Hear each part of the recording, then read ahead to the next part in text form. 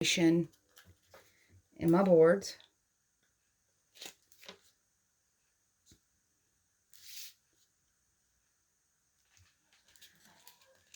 Oh, let's see. How would this actually go? This is actually going to go... And I know that doesn't matter other than the fact that the grain changes.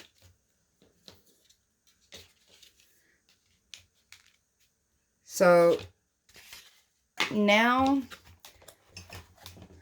before I run out of time to show you how I handle this. So here's the front. Now I've got all these sections that I'll be able to cut off all at once, and then I'll have fill-in. So this is what our back looks like. Everything's adhered really nicely. I'm going to get a cutting board. Slide this under here. And there's a video that really walks you through getting good cuts. So I'm not going to walk through that too much, but you'll be able to see as I go. I'm having to work awkwardly because I'm actually really short. So my arm length doesn't work when I'm doing this. Okay. So I've got this lined up just right. That's gonna bug me. Just right to this edge. And I'm literally pushing flush to this. I'm going to push this blade flush to it, well above my foam core. This is going to take a little more effort, guys, because I've got hot glue on these.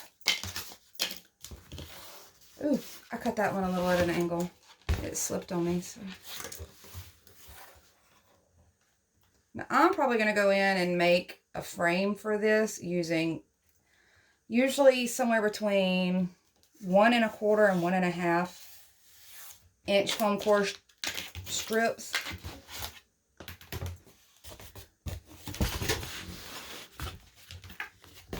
So let's see if I can whip through this. So I'm catching above my cutting point and coming down. And you see how well that works. Those just pop right off.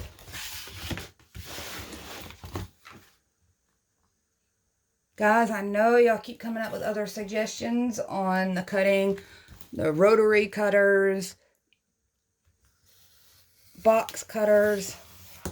I'm telling you, when I say that we've tried them all, we really have. Now, I'm not saying they don't work. Just in comparison, this is definitely the most accurate and the smoothest. I mean, those cuts are just clean as can be.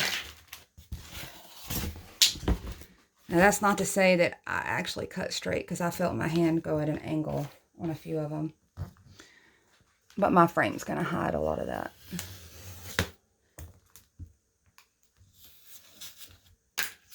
Okay. So there's all my little scrap pieces. Now we're cut down pretty even. We're going to go back in and try to find some places where we can use these scraps. We'll have to do this cutting process one more time. Or we say down here one more again. So I'm just looking to see what variances that I like once again. So this one, it looks like it really could have been cut here. Pull that off there. Let me find a long piece. Look at there. I don't have to do too much to that one. Whoops.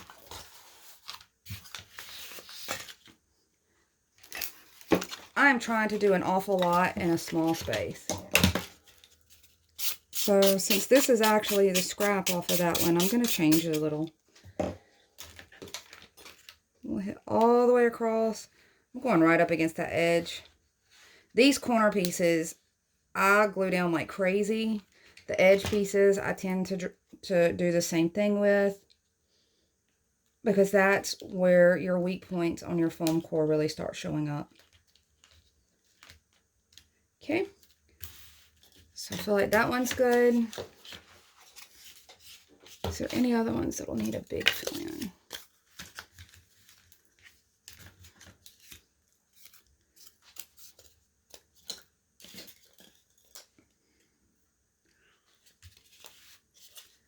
I am going to just show whatever I can in these.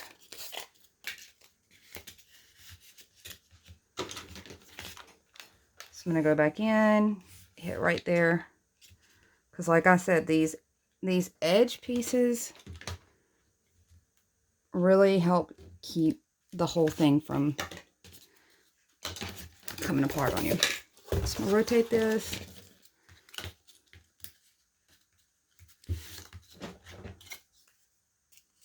This is what I'm talking about on the peeling. It's just that easy. It's just that thin. You can glue that back down, by the way. I use Art Glitter Glue, if you guys are familiar with Art Glitter Glue products. They have a nozzle that is really easy. It's a really quick working glue. It works on so many surfaces. Let's see if I can show you. It looks like this. And it's so easy to just slide under those corners. It's not a lot of seeping. It doesn't leave any discoloration behind. That's if you really run into that problem. And now some of these last pieces, just to make them look different than the piece they were cut off of, I'll be sure to alter them just slightly. Now, if you notice, I'm turning some of these a weird way, and that's because if this pattern had been continued, the grain would be going this other direction. You're not going to see most of this, though, by the time I put a border on it or a frame on it. But I do like to have the details kind of realistic. So let's get over here where some of these smaller spots are.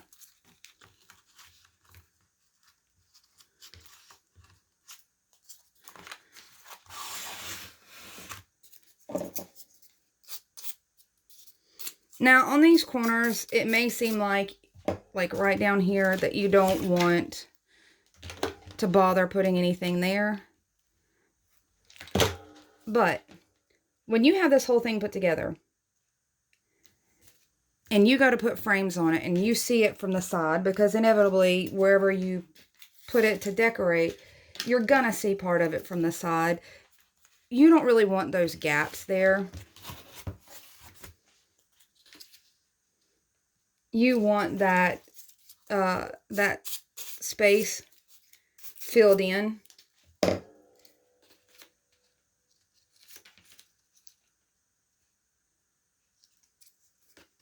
And I really am trying to find an opposite direction for this. But you're going to want all that filled in. Because from the side, once we finish this out, I'm going to go in and paint all of these edges. And if there's a gap, even if there's a frame on top of this, and I'll show you what I mean, you would see that gap from the side. So for a more polished, finished project look, I would definitely take the little extra effort, fill in those spots.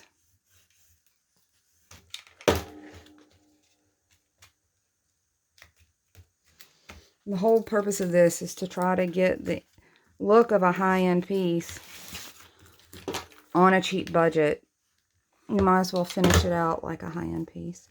The backs of some of mine, I have started going in with the Dollar Tree, like the brown mailing paper, the wrapping paper. I don't know what you call that, the old-fashioned brown paper rolls. I have been cutting those to the size of my piece and attaching it to the back so there's a nice clean back to them. Kind of like when you buy art pieces and it has a matting there on the back to hide all the inner layers. I've been doing the same thing on these, but just with the brown paper.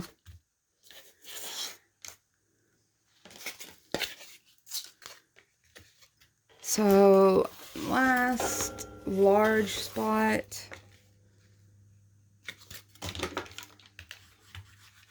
And I told you, some of these were going to get long. I'm not about to take time away from learning this process right now to learn how to edit. Like, I have to make my priorities with my time. And my priority right now is to learn more about this than the technology behind the tutorials and stuff. So, fast forward through the boring parts. That's okay. I'll most definitely try not to get my feels hurt. Oh, and I'm down to one last piece. And that one really matches, so let's find this one. Okay, and if you notice, we got to go through again, do our little cuts. However, and that seems tedious, but it's still less tedious to do all of them at kind of once than it is to sit, measure, mark, and cut every single individual board as you lay it. That's me. I feel like it's less time consuming that way, so now I just have to make a couple cuts lined up all at once.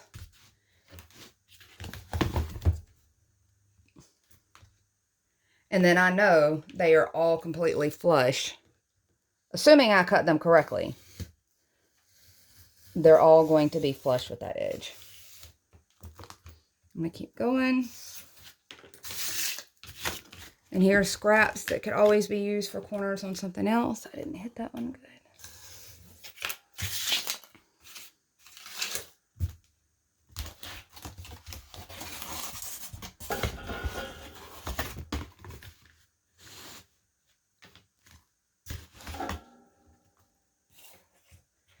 Nothing about this is hard, guys. I know it seems like I'm struggling in a few spots. I'm struggling because of size. This is an awkward, large size to be working on in a small space. So it's really not very much work. It's just getting to a spot where you can do something to this scale. My really big piece took my dining table, a side work table, and my island to lay all those pieces out.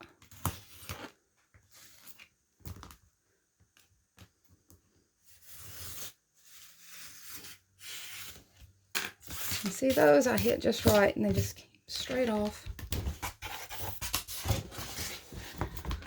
Last two, and then we'll have a finished piece, other than I have to decide whether or not I want to frame it.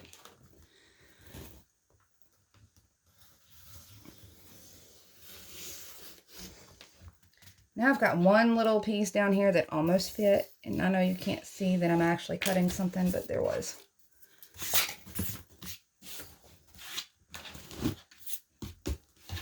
Okay, now for the big reveal here. You push all that out of the way, all the scraps. Now, that is amazing all on its own. Oops. Once it is framed out, and I don't think I have any spare pieces that are stained yet. I have some ready to stain. But once this is framed out, of course, I would go in and paint these. But that is going to be an amazing piece. So you can see that when I frame them, I'm using the same stuff. And then it's just painted and mitered. And here's what I wanted to show about the sides. Now see, I'm going to have a few little gaps where it didn't line up exactly perfect, and that's just because I left spacing in between those. But if you had those big chunks, even though this is going to hide it, you would see a lot of that from the side. Once I go in with the paint and apply that to all of these sides at once, that's going to look like a solid piece at a distance. You're going to have a much cleaner look. I'll show you there. So once all that's adhered and you rub your paint all the way across this section all at one time, all of that's going to have a solid wood look, a really clean look. And even though some of those pieces were smaller than this frame itself, these, for instance, were much smaller, you're not even going to see them. However, it's going to make a difference on the neatness of your sides. So there you go. I know that was a little long, but there you go. Look how amazing that is.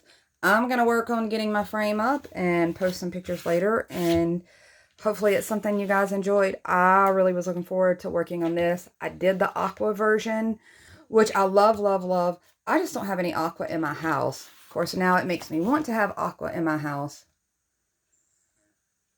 This one actually works with a lot of the woods that I have. So there you go, guys. I hope you love it as much as I do. I cannot get over how fantastic this is and how many possibilities there are for this. Every sign I've wanted to do, every faux background that I've wanted to do, headboards, anything that's not in a wet area. Because I'm going to tell you, you saw the peeling. That's just from the paint itself touching this. Excuse me. I get excited and I get to getting drooly, guys, and I choke on my own drool. So this is the result of just paint touching this. So a moisture area, this is already fragile.